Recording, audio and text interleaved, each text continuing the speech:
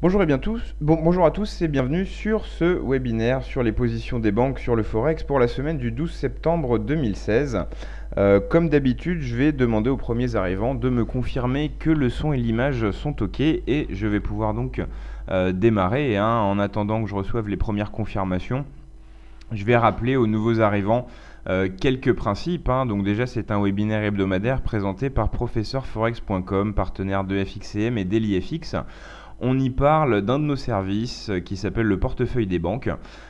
C'est un service dans lequel notre travail, c'est de rechercher, de compiler et de suivre des positions prises ou conseillées par les grandes banques sur le Forex. On a 10 paires de devises dans le portefeuille et 17 banques. Certaines banques sont plus actives que d'autres, bien sûr.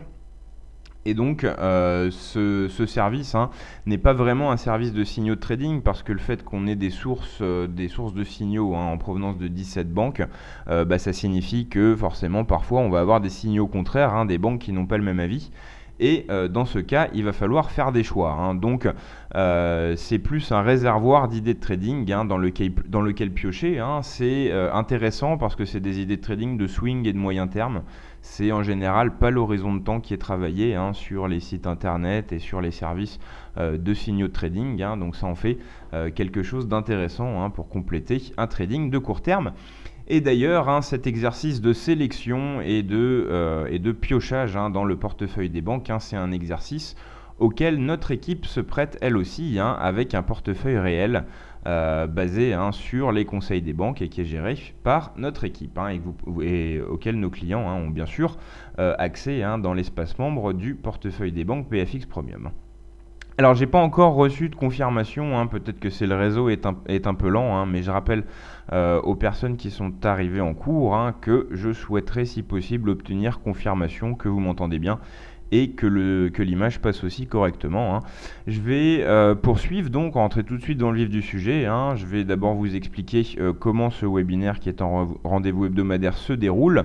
Donc c'est très simple, on passe en revue l'intégralité du portefeuille des banques, toutes les positions en cours et tous les ordres limites en attente, on vous les présente et on va voir plus en détail sur les graphiques les positions qui sont les plus récentes, à savoir les positions passées, les positions qui ont été enregistrées dans le portefeuille depuis notre webinaire précédent, à savoir depuis le lundi d'avant.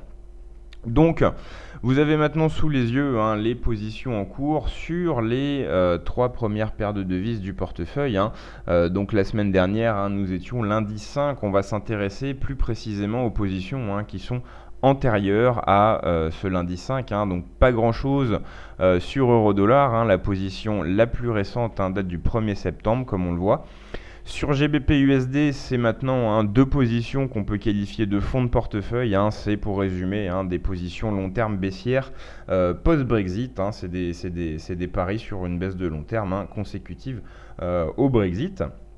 Donc ça, c'est des positions qui sont maintenant en cours depuis le 27 juin pour la Société Générale et depuis le 28 juillet pour Citi, avec des objectifs respectivement à 1,25 et 1,20. Pour revenir à l'euro-dollar, on voit qu'on a un consensus vendeur sur le long terme, enfin pas un consensus vendeur, mais deux positions vendeurs sur le long terme, deux positions conseillées par Citi, et on a un achat de court terme par Crédit Suisse. Donc là, on ne peut pas vraiment estimer que ça soit des positions contraires, vu qu'il est tout à fait possible d'avoir un avis baissier à long terme, et en attendant un avis haussier sur des mouvements de court terme. Donc ça, c'est pas vraiment contradictoire, c'est contradictoire quand on a des sens opposés sur le même horizon de trading. Donc voilà pour euro-dollar et pour GBP/USD. Pour le dollar-yen, la position qui est actuellement en portefeuille date aussi un peu. Elle date du 2 septembre. Ça vous montre bien que c'est un portefeuille de swing trading et de moyen terme. Donc voilà, donc là rien de spécialement nouveau en ce lundi sur les 3 principales paires du Forex. On va passer à 3 autres. Là, on a une position qui a été enregistrée aujourd'hui de la part du Crédit Suisse sur AUD/USD. Alors, vous entendez souvent parler du Crédit Suisse parce que elle envoie souvent ses positions le lundi. Donc là, c'est sûr que c'est tout frais à chaque fois quand on se voit dans ce webinaire. on a souvent du Crédit Suisse qui vient d'être enregistré en portefeuille. Là, il y en a donc avec un ordre d'achat sur AUD-USD qu'on va donc voir en détail sur les graphiques dans quelques minutes. Pareil pour l'euro-yen, Crédit Suisse également, avec un ordre d'achat qu'on va voir en détail sur les graphiques, et également Morgan Stanley qui a pris position le 9 septembre à l'achat. C'est également une position qu'on va voir plus en détail sur la plateforme. Ensuite, USD-CAD, on a aussi du nouveau. Toujours Crédit Suisse, je vous l'ai dit, c'est livré le lundi en général, les conseils de Crédit Suisse, avec donc un ordre vendeur sur USD-CAD, avec pour objectif une cassure sous les 1,30 avec un objectif à 1,2915. Donc on va aussi voir ça sur les graphiques. On va terminer de faire le tour d'horizon des positions en cours et on passera ensuite sur la plateforme. Donc sur NZD-USD, on a aussi du nouveau avec un ordre d'achat qui vise une centaine de pips de gain avec un objectif à 0,74. L'autre position de Deutsche Bank est déjà en portefeuille depuis la mi-août. Sur EuroGBP, on a aussi du nouveau avec un ordre d'achat qui vise un objectif à 0,87 du court terme pour EuroGBP. Et pour AUD-NZD, une paire qui est entrée dans notre portefeuille récemment. On présentait avant 9 paires de devises, mais on en suivait de notre côté pas mal plus. On les met entre guillemets à l'étude pour voir s'il y a un volume suffisant d'ordre, des performances correctes, suffisamment de banques différentes qui travaillent la paire au cours d'une année. Donc on a décidé récemment de faire entrer AUD-NZD en portefeuille, et donc voilà une des premières positions sur cette paire depuis qu'on la suit publiquement de la Société Générale, un achat qui a été enregistré en portefeuille le 9 septembre. On va maintenant basculer sur les graphiques et pointer plus en détail les quelques positions les plus récentes dont je vous ai parlé.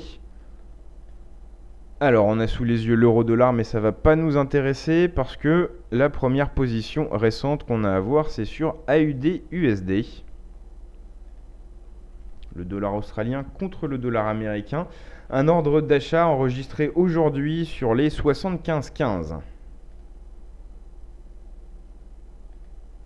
Alors j'en profite pour préciser que généralement les positions ne s'ouvrent pas comme ça, comme un cheveu sur la soupe dans le portefeuille des banques. La totalité, on va dire la quasi-totalité, pour se laisser la possibilité d'avoir des exceptions, la quasi-totalité des positions en cours ont été précédemment des ordres limites en attente. C'est-à-dire que nos utilisateurs peuvent enregistrer les ordres limites et leur seuil de déclenchement pour pouvoir gérer tranquillement leur décision de trading. On n'a pas à être devant son écran au moment où la banque envoie le conseil d'achat. C'est généralement des positions qui sont prévues à l'avance. Donc là, cours d'entrée 75,15. Voilà. L'objectif est à 76,20.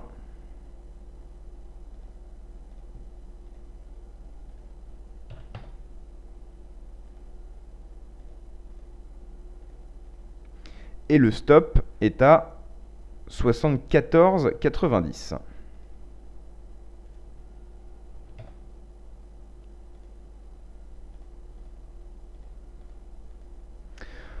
Donc un stop serré par rapport à son objectif, en tout cas un stop qui respecte largement les règles de gestion du risque, un stop qui aussi s'explique, dont le choix s'explique par le fait qu'il soit quelques pips plus bas que le dernier cru en date, et également 10 pips sous le seuil des 0,75, très certainement dans la réflexion de la banque, ce dernier creux et ce seuil psychologique des 0,75 joue un rôle important dans le choix des 0,7490 comme stop. En ce qui concerne l'objectif des 76,20, on peut regarder un peu, on voit que là récemment ça correspondait à des plus bas importants, là presque un sommet important, là ça avait plus un rôle pivot, et par le passé, voilà, on peut voir quand même que ce seuil des 76,20, c'est peut-être pas le seuil important le plus flagrant, mais on peut effectivement trouver des arguments graphiques qui justifient ce choix. Donc voilà pour cette position qui est pour l'instant en gain. Je rappelle que ça a été enregistré aujourd'hui dans le portefeuille. Ouverture à 75,15, on est actuellement sur les 75,25, donc de légers gains pour l'instant. mais un timing qui pour l'instant semble bon. Voilà pour cette première position que nous devions mettre en lumière. Les prochaines positions concernaient euro-yen. Euro-yen, alors quand je passe sur les graphiques, j'ai plus vos éventuelles questions sous les yeux, donc je vais aller faire un tour sur le panneau de questions. Ok, pas de questions. J'irai faire un tour de temps en temps pour vérifier que vous n'avez pas des choses à me demander. Donc euro-yen, la première position que nous avions à étudier a donc été enregistrée le 9 septembre au cours de 115,39. On va donc pointer ce cours.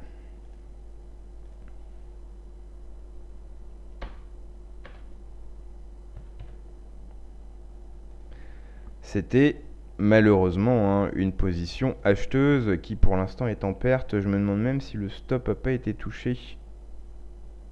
Je vérifie tout de suite. Non, le stop n'a pas été touché. Stop assez large d'ailleurs. Donc cours d'entrée 115,39. Objectif 120.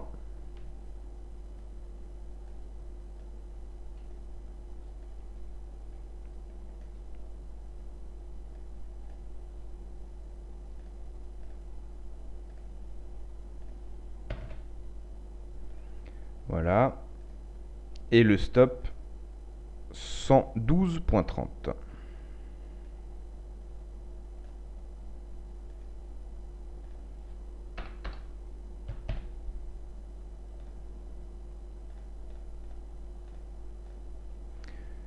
On va même passer en données 4 heures pour mieux rendre compte de cette position, qui est une position qualifiée de long terme, pas la banque qui en est l'émettrice, Morgan Stanley.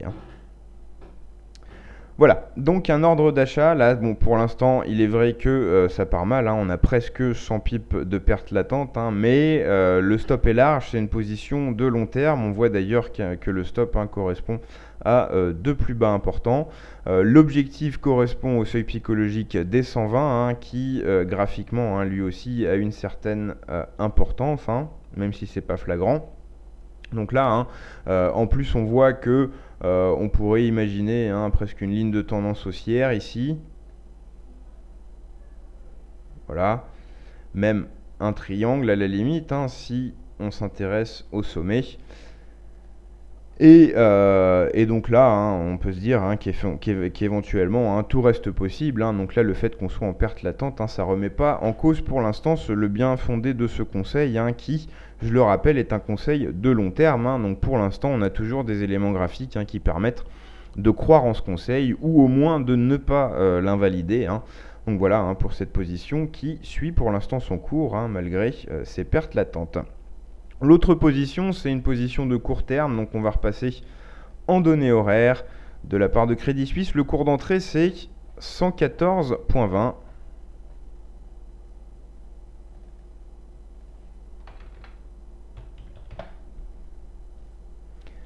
L'objectif, c'est 116,30.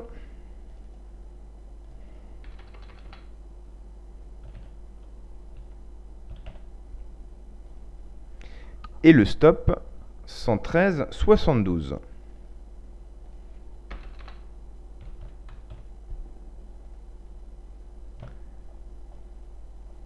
Voilà, donc là clairement une position de plus court terme, une position également beaucoup plus technique. On voit assez facilement que ce stop sur les 113,72 est très certainement lié à ce plus bas des 113,80. La banque se dit que si on descend sous les 113,80, elle ne croira plus en les possibilités de hausse.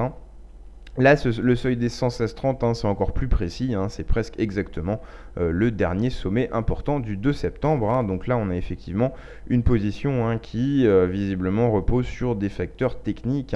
Une position, je le rappelle, de court terme. C'est normal que les positions de court terme ont des facteurs et des raisons graphiques plus facilement identifiables. Comme on l'a vu, on peut commencer à repérer un début de formation en triangle. Donc là, tout reste possible, surtout sur cette position qui est là pour le coup positive. On est sur les 114,50, la position a été ouverte sur les 114,20. Donc là, à l'inverse de l'autre, on est déjà en gain latent.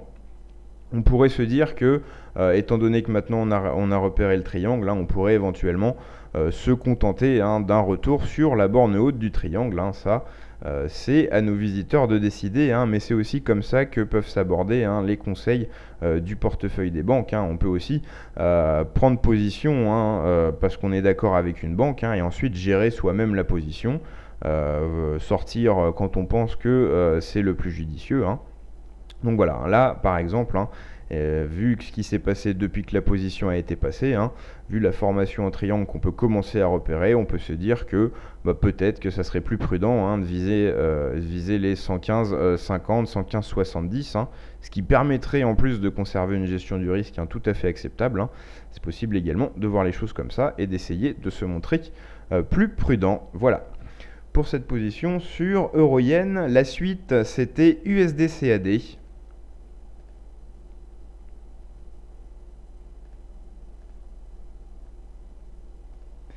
USD-CAD avec une position vendeuse qui a été enregistrée aujourd'hui sur les 1,3110. Audacieux parce que ça fait plusieurs jours qu'on est quand même sur une belle hausse, hein. Donc là, la banque, hein, elle estime carrément qu'elle est capable de prévoir, hein, quand la hausse va s'arrêter. Et pour l'instant, ça semble, hein, assez bien parti, vu qu'effectivement, on est pour l'instant en gain latent, hein, sur cette position qui a été, je le rappelle, ouverte sur les 1,3110. On est actuellement sous les 1,31, hein, sur les 1,3095 à peu près. On a marqué un plus bas journalier sur les 1,3082, hein. Donc là, effectivement, après avoir testé les 1,31, hein, la paire faiblit, hein, comme semblait l'avoir prévu la banque, hein. L'objectif de cette position est à 1,2915.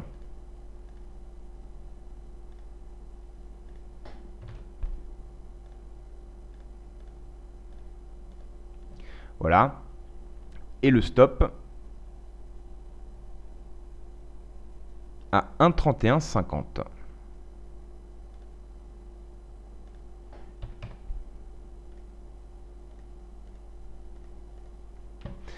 Bon, là aussi, assez facile de trouver une justification graphique au stop, hein. C'est tout simplement le dépassement de ces deux derniers sommets importants. En ce qui concerne l'objectif, le fait que ça se situe au-dessus des 1,29, hein, ça signifie sans doute, hein, que la banque ne veut pas se risquer à miser, hein, sur un retour dans la tendance baissière de fond, hein. On voit qu'on était, avant cette phase de consolidation, hein, précédemment sur une phase baissière sur USD-CAD. Là, le fait de limiter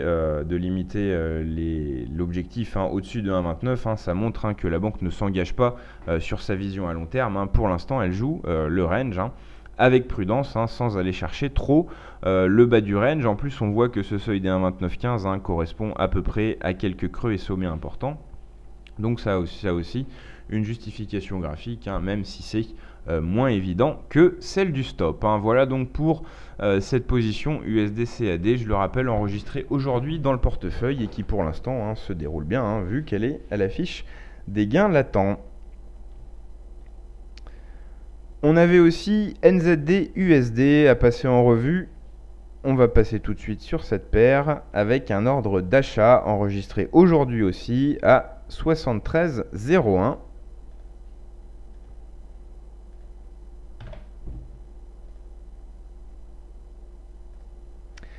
Là aussi, hein, on peut estimer que c'est audacieux parce que on avait quand même, hein, plusieurs jours de forte baisse, hein.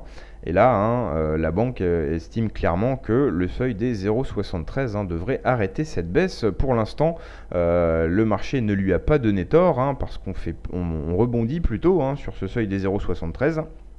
Alors, l'objectif est à 0,74.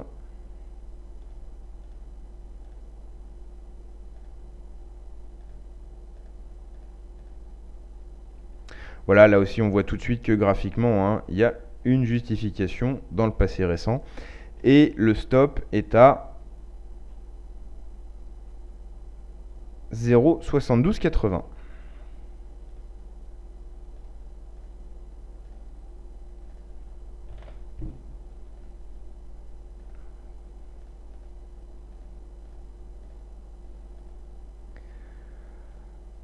Donc stop serré, stop également assez graphique, hein. On n'a pas remonté bien loin, hein, pour retrouver plusieurs points de contact au moins approximatifs.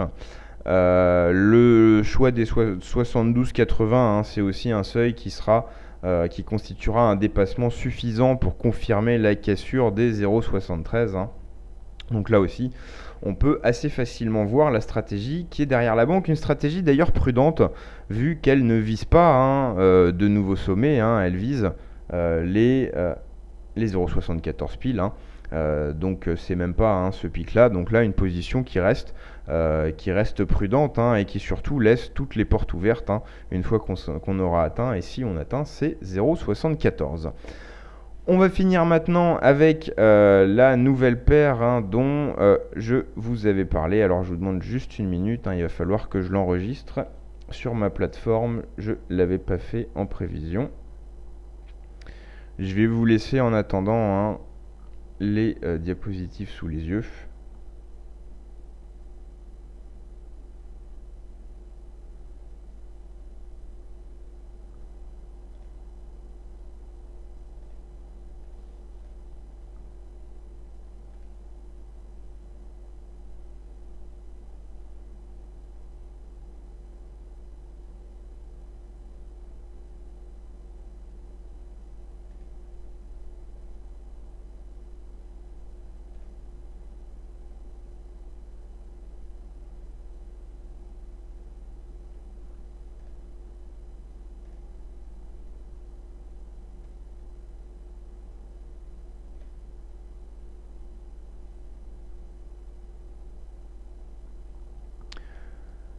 Voilà, j'ai la plateforme qui est un peu lente, ou plutôt mon ordinateur sur lequel plusieurs logiciels sont ouverts pour le live, hein. Là, ça prend un peu de temps.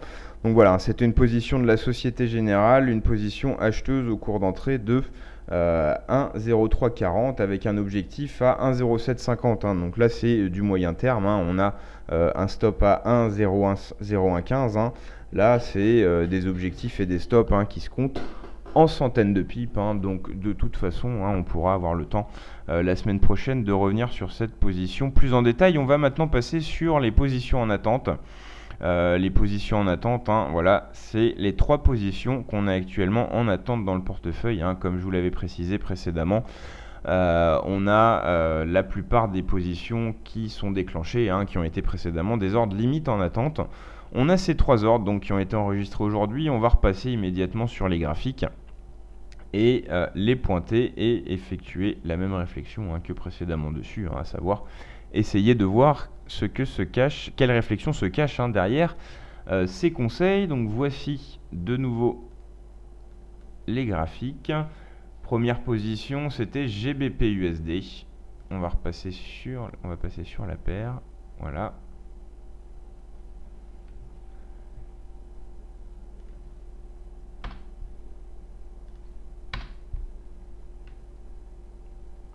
Donc ordre limite de vente, hein, à 1,3355.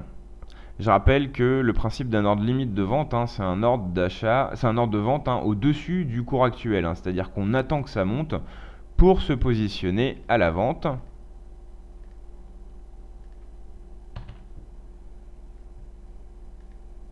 Donc on attend que ça monte à 1,3355, hein.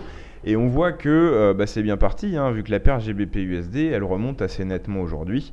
Il n'y a plus que 45 pips à gagner, hein, pour déclencher la position, pour rejoindre le cours d'entrée, hein. Ensuite, une fois qu'on aura atteint les 1,3355 et pris position à la vente, l'objectif sera à 1,3165.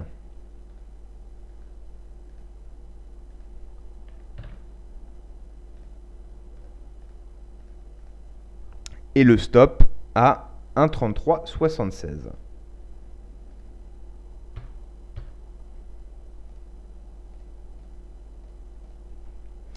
Voilà, donc un stop, hein, on le voit tout de suite d'un point de vue graphique, hein, assez serré.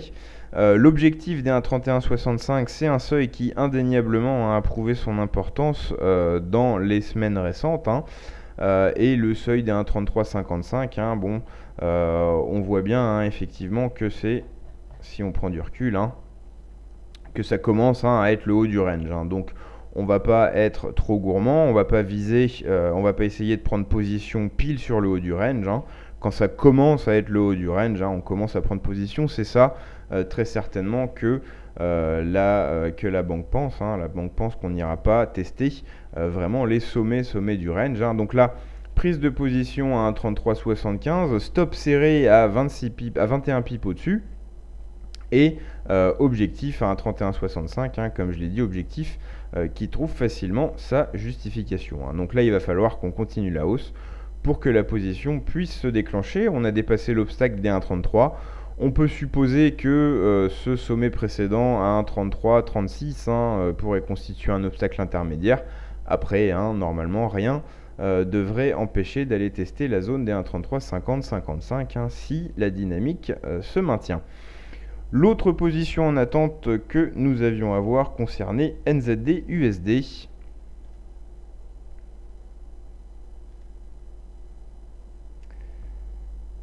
Avec cette fois un ordre limite d'achat. Donc là c'est l'inverse, hein. Dans un ordre limite d'achat, on attend que ça baisse pour acheter à meilleur compte. Le cours d'entrée c'est 0,73.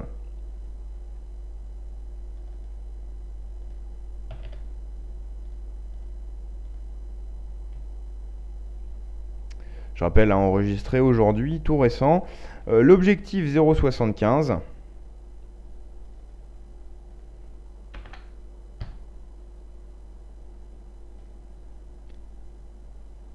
On va passer en données de 4 heures. Ce sera plus facile de voir l'objectif. Et le stop 0,7210.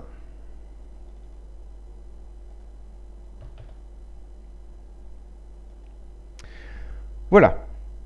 Donc là, en gros, hein, la banque qui est Deutsche Bank hein, ne croit pas que on va rebondir, ne croit pas qu'on va continuer à chuter, hein. Elle attend hein, qu'on retouche hein, les 0,73 hein, pour pouvoir prendre position à l'achat et viser le seuil psychologique hein, des 0,75.